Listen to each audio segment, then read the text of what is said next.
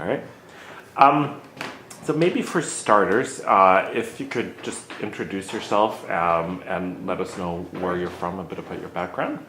My name's Friar Matt Foley. I'm a Franciscan priest. I'm originally from outside of Boston, Massachusetts, but now I'm assigned at our high school up in Baltimore, Maryland, Archbishop Curley High School. I teach freshman and sophomore religion. Mm-hmm.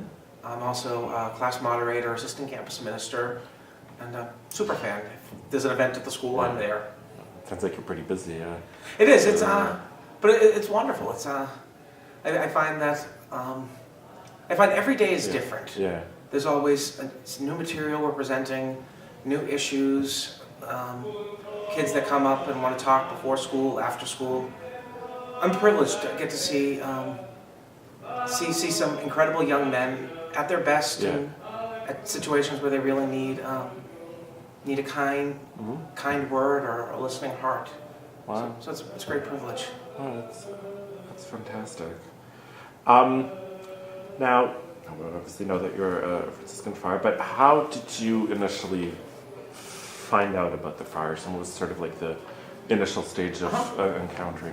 When I graduated from high school up in Massachusetts, I went down to Catholic University in Washington, D.C. for college. As a politics major, I originally had plans of going to law school. Yeah.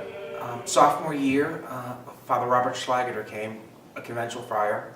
He took over the campus ministry, and I was introduced to the community, and it was really in the next couple of years I felt almost inundated. Yeah. And at all sorts of student friars and other friars, brothers and priests. I really grew to appreciate them, to admire them, to love them. These were men that were committed to common life, common prayer, common ministry. And they were also very different. Yeah. Their own personality, their own gifts. And I really felt comfortable there. It was almost like slipping into a comfortable pair of sandals. Nice. That's wow. And how would you describe a day in the life of Friar Matt Foley? I snooze my alarm clock for about 2 times before jumping in the shower. I'm sorry. Day always begins with morning prayer and mass at our friary. And myself and the friars, we have breakfast. You throw down a cup of coffee before heading over to school. Yeah.